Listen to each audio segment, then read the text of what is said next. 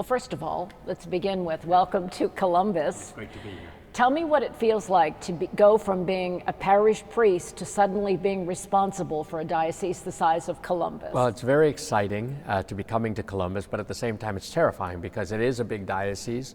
It's the state capital is here in Columbus. The Ohio State University is here and many other things. It's a great cultural center which is only going to grow. So it's a very important city in our state and an important diocese as well. So it's exciting, and yet my parish, I'm hoping, and my experience as a pastor will have prepared me for many of the things. One of the things is I'm more sympathetic with pastors, with parish priests, and all the different decisions and burdens they have to bear.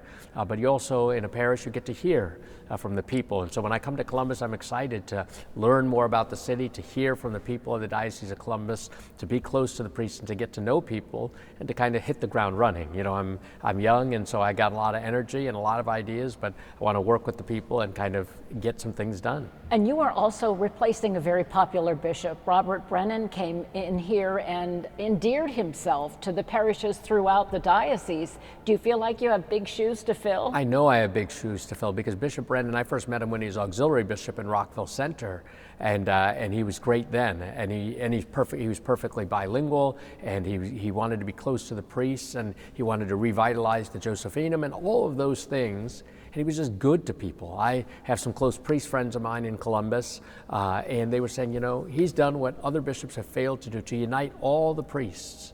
And I think just some of that was his patience and goodness and kindness, his willingness to listen. And so that's what I hope to do. And he had a vision of what he wanted to do, and hopefully in time, once I learn the lay of the land, I'll be able to articulate a vision. One of the things he wanted to do was figure out the future of the diocese. As you and I both know, there aren't enough priests. There are a lot of parishes. There are huge congregations in some of the suburbs here in Columbus, and some of the inner city churches are very small but beloved. You have to come up with a plan for all of that. Will you keep his program alive, that he was trying to study all of this? Well, I need to study the program myself, this Real Presence, Real Future initiative, to look at the data. One of the things in Cincinnati, we're facing similar issues, and we have what's called the Beacons of Light initiative. And I was on the steering committee for that right from the beginning. I assisted Archbishop Schnur in writing a theological foundation document for that. Why is it based on church teaching that we're doing what we're doing? But part of that also involved collecting data and to see the data. Now, Catholic Leadership Institute was contracted by the Diocese of Columbus. We used a company, Partners Edge, to get all that data, but that demographic data, financial data, data on parish maintenance and deferred maintenance and things, how many people are actually coming to Mass, how many baptisms did you do, where are the people living, and what's your potential for growth and in which areas. All of those things are important factors, and that's just the data gathering part. Then you also have to do the pastoral planning and make difficult decisions. Fortunately, I don't have to make them alone, but I think it's important for us to kind of, and certainly for me, to get my mind around it first, to see what does the data say. Pope Francis is always talking about discernment, but by discernment he means, first of all, we have to recognize the reality. Secondly, we have to interpret that reality in light of our faith, not just in light of the data. And then finally, we have to, and we deliberate about all of that, and then we have to make a choice. We have to make some decisions which are unavoidable. If you're in a small rural parish, you know, those parishes are central to those little towns, and people have faith and devotion. You might be a small minority Catholic there, but you have a strong sense of identity and community. That's important. Columbus is going to experience tremendous growth with Intel and so on. Do we need to build more churches? Schools? How are we going to form these individuals? Do we have the priests in the right place? All those issues will have to be dealt with. So again, what do we do with beautiful churches that sometimes are in kind of the city center, but where no one lives any longer? People are attached to their spaces, where they got baptized, where they got married, where they made their first communion, where their parents are buried. Can we repurpose these spaces? Because we also have to be good stewards of the church's resources. You know, I can't just say, well, it's not my money, therefore I can spend it. It's the people's money. I want to be a good steward, and not just to be a good steward, but to be the type of steward who helps things to grow in a sense that you think about who or what an entrepreneur is. He grows the business. Well, we have to be spiritual entrepreneurs and be really concerned about our mission. How can we best evangelize in a changing environment? And we might even say in a changed environment. In fact, it has changed. And so we have to recognize and acknowledge that reality. And sometimes that reality is painful. I'm not saying that there won't ever be pain, but sometimes the vines have to be pruned a little bit in order to again bear fruit, and to bear fruit in great abundance. And so we'll be taking a close look at that, but we want to be prudent in what we do. Sometimes people rush into action. St. Thomas Aquinas says, prudence is the virtue that helps you to choose the best means to accomplish an end, to get something done. And so that's what we want to do, is make prudent decisions, not rash decisions. And your decisions, as you said, impact communities big and small. And the church itself has really changed demographically, has it not? I mean, we were speaking earlier. There was a time when these small communities, the church was the center of the community, and the priests would arrive on horseback. Right, and so now, now obviously we have automobiles, we have technology, we have these things, but people are used to what they're used to. They're used to their church, they're used to their mass times. I can't kill the priest in the process of trying to simply provide sacramental services. So we really have to ask, what does it mean to be a community today? What does it mean in a technologically driven world, in a mobile society? What does it mean to be a community and to have those strong bonds, particularly when we live in a largely consumeristic culture? What does it mean to be rooted in a place and you go to church and you go to school with the people from the area and you're invested in them? And I think this is one of the things, to get people to be invested in their community is going to be a very important thing, but the demographics are changing. In Cincinnati, once upon a time, people spoke German. You had German Catholics, a few Irish Catholics, not that many, but mostly German. Now we're seeing the city much more diversified. Here in Columbus is still far more diverse than Cincinnati, and we're getting Latinos and African Catholics, Indian Catholics, people coming from all over the world, which is beautiful. But how do we accommodate them? How do we evangelize them and meet their spiritual needs as well? Young people, we hear about the nuns, or not the N-U-N-S, but N-O-N-E-S, the non-religiously affiliated young people. 50% of those who are baptized as Catholics by age 30 claim no religious affiliation whatsoever. So how are we going to engage the religiously unaffiliated and attract them? I think the church has to propose an attractive sort of message to them. Some people will associate the church with simply the building or the structure or the institution. We need to kind of change the narrative to realize the church is the people of God, and that the people in the pews are the church as well. And there are leaders in the church, in the bishop, in the priests, and the deacons, but also the lay faithful can assume leadership in their parishes, particularly with the priest shortage, in their parish pastoral councils, in their worship commissions, in their finance council. They have so many gifts. And I hope that I can help the pastors to bring out the gifts of the people so that they can actually accept ownership of their parishes. We are seeing young people leaving the church, and we are seeing a real lack of young men who want to go into the priesthood. What does the church need to do to change that narrative? Well, I'll tell you, I was academic dean of a seminary in Cincinnati, and when I arrived there on the faculty, over 7 years of formation, we had 33 seminarians, and it was depressing. Archbishop Schnurr began, though, cultivating a culture of vocations. Immediately within his first year, he had a vocation prayer written. He wrote a vocation prayer, and it was prayed in every church and every parish at every Mass, and immediately it raised people's awareness. Right? Then little by little, the vocation director began to follow up with people who expressed some interest. We had a few younger priests ordained. I mean, when I taught high school at Lehman Catholic High School in Sydney, Ohio, 2 of my former students became priests. Having the presence, I think, in Catholic high schools, revitalizing youth groups, these types of things, having young adult ministry, particularly in the areas where young adults live and in times and place at times where young adults can actually attend, I think is very important to do. Having a good presence on college campuses. In Cincinnati, we brought Focus, the Fellowship of Catholic University students, to at least 3 of our universities, net ministries helping. So these types of things can help attract young people. The lay ecclesial movements as well. I'm part of the lay movement, Communion and Liberation. But there are other ones like the Neo-Catechumenal Way or the Catholic Charismatic Movement that can also draw young people in and keep them connected to the church. I think that's one of the things, keeping a connection. I've had many weddings also of former students of mine. And sometimes it was very difficult to prepare them to drive. I've had them even in Columbus, but I did it. And I tried to do it and be generous with my time with them because I thought this is an investment. If I invest in them, if I show interest in them, maybe they'll be interested in some of the things I want to talk about Jesus Christ, about the church, and about salvation.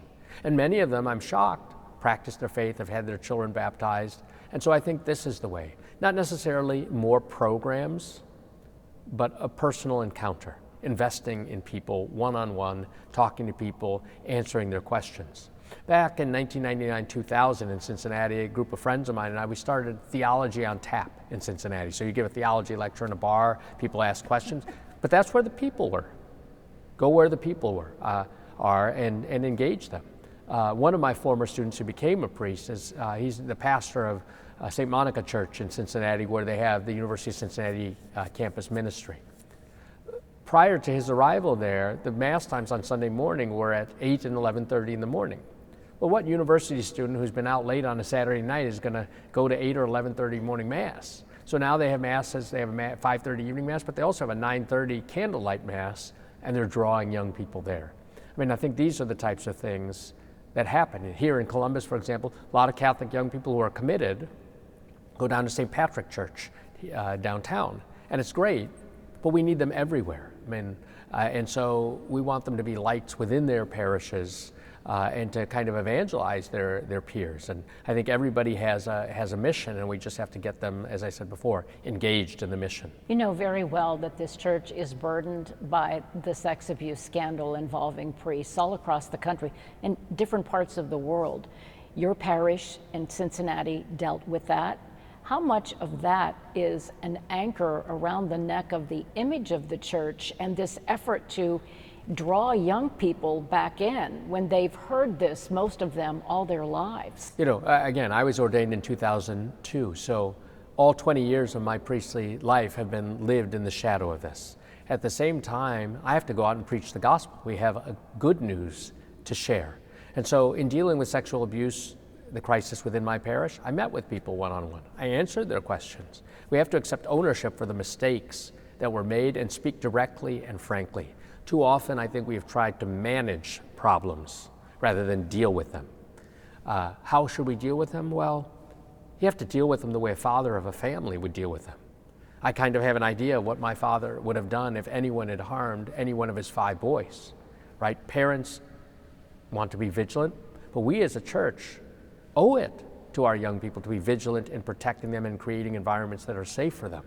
You know, I also think we could be much more diligent in our screening of who we accept to the seminary and who is ordained, right? It can't just be, well, we need priests, therefore anyone will do. We need the best priests, and I think those who would make good husbands and fathers would make excellent priests. And they're generous, and they have to be willing to sacrifice themselves and be heroically generous. We also have to not be so negative. As I said, we have a positive message to share with our young people, that Jesus Christ came because God wants to be close to us, and he came to save us and to heal us. Priests are not perfect people. We shouldn't put them on pedestals. They have a degree of authority, but they have to use their authority not to control, not to protect themselves, but to serve. And I think the more we get that message out, the better. So critical to evangelization, I think, is rebuilding trust. And you rebuild trust by encountering someone in a personal way, by listening to them, by talking to them, by taking their concerns seriously, but also by helping them to take their own desires seriously and to take themselves seriously. Jesus gives a commandment, love your neighbor as yourself. But I think a lot of people have forgotten how to even love themselves, not in a narcissistic way, but in an authentic way. And so by taking people seriously, I think that goes a long way. I was teaching in 2002 in a high school, and I had a question box, and kids could put questions in about whatever they wanted to ask about. Sometimes it was about sex and marriage, sometimes it was about politics, but taking them seriously. And if people are angry, well, you let them be angry and you try to understand the reasons why. And you try to understand the pain that they're experiencing, the hurt that they're experiencing, and their need for deep interior healing. Fortunately, we have a lot of people in the church who are willing to take this seriously, and the protocols that we have in child protection decrees are in place, and they are far more effective. Do people sometimes slip through the cracks? Yes, and that's devastating. It's my hope that that will not happen here in the Diocese of Columbus, but I, as the leader of this diocese, will have absolutely no tolerance for it whatsoever. In helping some victims to come forward in the past, it's riveting to hear their stories and to see how much they suffered. And it's beautiful when they receive the healing and they get their lives back. They don't always get their lives back. And that's a true tragedy for which we as the leaders of the church ought to do penance in a serious way for healing. And John Paul II would talk about building a civilization of love. And he was talking about it sometimes in the context of the violence of the 20th century, the two great wars, the Cold War. And you speak about the ash heap and the rubble of the 20th century. But we have to do reparation. And then upon that, build a firm foundation on which to build the civilization of love. Well, I would say the same thing has to be done with the sexual abuse scandal. That is, there is a lot of rubble and a lot of destruction that has happened. And we as the leaders of the church need to lead by example and do penance for our sins, accept our responsibility, and then begin to build this civilization of love. But we have lots of co-workers. And historically, you think about someone like St. Francis of Assisi. Francis, rebuild my church. And with God's grace, it can be done. So while I recognize the harsh reality, I also recognize the power of God to make all things new. And so I take not so much confidence in my own abilities, but in the power that comes from on high. St. Paul says, I can do all things in him who strengthens me, and hopefully I can bring that type of healing and compassion to the people of Columbus and work with my priests as well as the lay leaders who are vigilant on child protection to rebuild that trust. You mentioned that we are the state capital. There is legislation pending now that would extend the statute of limitations for sexual abuse victims. Lobbyists for the church, attorneys hired by the church have opposed that. Is that a way to lead to healing if you try to limit how and when victims can reach out? I haven't actually seen the specific legislation, so having worked at the Nunciature, and it's probably not prudent to comment on the specifics of the legislation. But I would say this, that in principle, it's not my understanding that the Ohio bishops are opposed to changes in the statute of limitation legislation. Obviously, this happened in the past, and that's for the legislators to determine what is the best and, again, most prudent thing to do. So I think we need to be kind of prudent in listening to what are the real concerns, what are the details of the specific legislation. But I think we need to take the concern seriously, because research is also showing that it takes a long time for people to come forward having suffered the trauma of abuse. At the same time, statutes of limitations exist not just in the area of sexual abuse, but in other areas, because over time, evidence deteriorates, people's memories go bad. So, again, there's a balance to be found, okay? And so I think that's the thing, is to prudently discern what is the right course of action. I want to ask you about your background. You were raised here in Ohio, and you had an interesting educational path, didn't you? Yeah, so my parents and brothers, two oldest brothers, are immigrants from India. They immigrated to Toledo, Ohio, where I was born and raised. They came in 1970, and then in 3 more years, they had 3 more boys, 71, 72, and 73. So we're a family of 5 boys. All boys? All boys, yes. My mother already did her purgatory, so.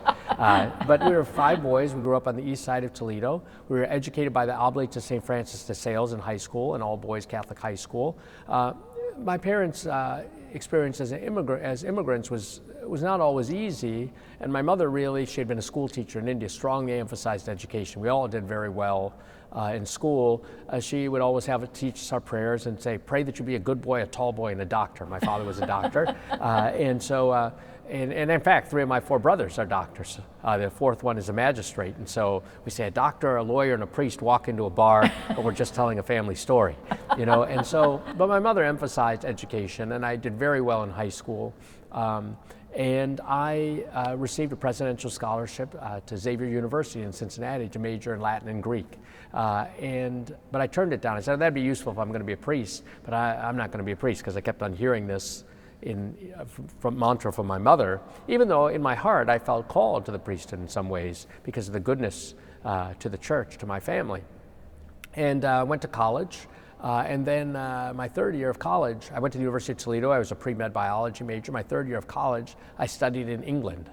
And but there was a priest there, Father Ian Kelly was his name. He was the chaplain at the university, and he was a very good preacher. He had a great voice and very attractive. And I sort of said, I'm going to talk to that priest about my vocation. So I made an appointment to see him. I was sitting outside his office, sitting there like that. He opened the door and says, Earl, come into my office. You're sitting there looking like a bishop. And I laughed. I said, funny that you say that, Father, because I wanted to talk to you about being a priest. And so I started to tell him my story, and he gave me some things to meditate upon. And I was going around Europe on one of those Eurorail passes on trains with some of my friends from high school and college at Christmas time. And I came to St. Peter's Basilica, and I walked through St. Peter's Basilica. I came to the tomb of St. Peter, fell to my knees, and then I knew. But then I tried to avoid my vocation. I took my MCATs, came back to the United States, took my MCATs, got back together with my old girlfriend, moved to Cincinnati to go to the University of Cincinnati College of Medicine, anything to avoid responding. But then I was in medical school. I wasn't very happy. I was feeling more at home, more at peace in the church. So after spending 2 years in medical school, I took a leave of absence, and I went to Rome to a house called the Casa Baltasar to discern my vocation for a year. And after a year there, I entered the seminary in 1997. Spent 5 years in the seminary, was ordained in 2002, 20 years ago. I say, well, I was so bad when I got ordained, they sent me 90 miles north of Cincinnati to a town called Sydney, and I worked as an associate pastor at Holy Angels Church and taught at Layman Catholic High School, and those were great years of my life. But it gave me an experience of rural life and the concerns of people. You know, Columbus Diocese is very big geographically, and you have the city, but then you have a lot of rural parishes, and it gave me a great appreciation for that way of life, and it's a great way of life. And then I said, well, after 2 years there, I was so bad, they sent me across the Atlantic Ocean. And I was in Rome from 2004 to 2008, working on a licentiate. That doesn't sound like being bad. Well, you don't get to be with the people. And so 2004 to 2008, I was in Rome working on a licentiate and doctoral degree in moral theology. And eventually I came back and became a seminary academic dean and taught sexual ethics, medical ethics, bioethics, those sorts of things. That time in Rome was great. It was a time that John Paul II was in his agony, and then he died, and Benedict XVI was elected. I was in St. Peter's Square when he came out on the balcony. So it was a really privileged time. And then I came back, and I was a seminary academic dean for 8 years. And 6 of those years, I was working on the weekends, at least, at a parish called Guardian Angels, which is a big parish, and it gave me some contact with the people again, which I loved. And then the last 2 of those years, while maintaining my dean's job, while teaching a full load of classes, while writing for our archdiocesan newspaper, I was also a judge for the marriage tribunal. They made me administrator of an Italian parish, so I had Mass in Italian, English, and Latin every week. I still, it was a lot of work, but I loved it because I got to get to know the people and to be with them. And then I was in Rome in February of 2016. It was the Jubilee year for mercy, and Pope Francis had named 800 priests in the world, missionaries of mercy. And I was one of them, and I went to Rome to be commissioned, and I got an email while I was there from Archbishop Schnurr saying the Apostolic Nuncio, the Vatican ambassador, called, he would like you to come and work for him. And so I came back to America, finished up teaching some of my classes, packed up all my things from the parish and the seminary, and moved within 3 weeks of that email to Washington, D.C. to work at the Vatican Embassy, the Apostolic Nunciature, first for a few months under Archbishop Vigano and most of the time under our current Apostolic Nuncio, Archbishop Pierre. So there I got a perspective not only of a big diocese like Cincinnati, but all the dioceses in the United States and what some of their concerns were with the priest shortage, the demographic change. For example, in the Midwest and Northeast, where once there were lots of Catholics, it's an aging population and the Catholic population is declining. But in the South and in the Southwest, you're seeing huge influxes of immigrants and growth, but they don't have the churches and the schools and the infrastructure we have here. So you see that from from the kind of the bird's eye view. There, during my time there, was the whole scandal with Cardinal McCarrick, and so you learn how to cope with the stress of that, but you learn what to do and maybe what not to do. You learn not to panic, but to listen. You learn to be prudent, and you learn, above all, to pray. When you don't know the answer, you learn to call someone who might know the answer or might have some advice for you. So you learn to do all that. But I also learned a lot about the church throughout the world. What's going on at this nunciature or that nunciature, the politics of all these different countries. And so it gives you a real sense like I'm part of something larger than myself. Look, I love being in Ohio. We used to have Ohio, the heart of it all, on some of our license plates, and I think that's true. And I love being from the Midwest and from Ohio, the land of the president, so to speak. And there's a kind of a goodness about people in the Midwest. And at the same time, I also have a great appreciation for the church in the United States and the church in the world, that we're part of something larger than ourselves, part of a universal church. And so how do we give people a better sense of who we are as Catholics, so that they can appreciate the richness of our faith, the richness of our tradition, the richness of our cultures, so that we can bring the gospel to all cultures and all peoples. You have possibly the most diverse background of any bishop in the country. You've taught at the seminary level, you taught at the high school level, you've been a parish priest, you've been at the Vatican, you've been at the Vatican Embassy. Is there anything that you don't bring to the plate that you wish you had done before you got here? I wish I had some greater athletic skills. I also, the other thing though is I don't know Columbus yet. Three of my four brothers, three of my sister-in-laws all went to school here. I have 6 nieces and nephews here. So to actually get to know the city, to get to know the capital a little bit better, to get to know, I know the culture of Ohio State football and all that sort of thing, but again, to know this diocese, even in the rural areas, to go down to a place like Portsmouth or to go to a place like Chillicothe, it'll be something for me. And I'm looking forward to all that. I wish, for example, Bishop Brennan was great with Spanish. For me, I can read Spanish with a text and I can say Mass and so on in Spanish, but I would like to have the time to be able to do that. My Italian's pretty good, my French is very poor, but all these things, mostly, even if you don't know languages, even if you don't know cultures, if you can smile, and I tend to smile a lot, a smile goes a long way. It shows forth a joy and God's love for people, and that's really something that I really wanted to do. Up until 2.5 years ago when I finally got to be a pastor, I had never been a pastor. And so now I have the experience of being a pastor, and even though it was being a pastor, coming in difficult circumstances and then COVID for 2 years, still there's a joy in being in what I would call the sacramental flow of being able to preach God's word, of being able to hear confessions every single day, which I institute in my parish and show people God's mercy, of doing sick calls and comforting people. One of my parish council members, she got very teary-eyed when I told them the news, and she said, "Well, Father, I hope you get to do some of that still." And I said, well, we'll see. I said, they tell me I'm the boss, maybe I'll get to do some of that. Somehow or the other, I think I maybe have the title, but people are going to be telling me an awful lot what to do, and that's okay. You do what you can, and you do it well, and you do it with a smile. Before I let you go, we will be running some of this on Easter Sunday, and we would love to share in one of our newscasts your Easter message for the people of your new diocese. Sure. My dear friends, my name is Earl Fernandez. I am the Bishop-elect of the Diocese of Columbus. I wish I was already your bishop during this Easter time. Nevertheless, I want to wish you peace and joy in the risen Lord. I look forward to coming here to Columbus to spend time with you and to celebrate Christ's victory over sin and death itself. I look forward to being in your community and bringing the joyful news that God comes to save us, that he wants to be close to us, that he walks with us as he walked with the disciples on the road to Emmaus, and that he is never far, and that he always turns our sadness into joy. Yes, we have good news to share. The Lord is risen. He is truly risen. Alleluia.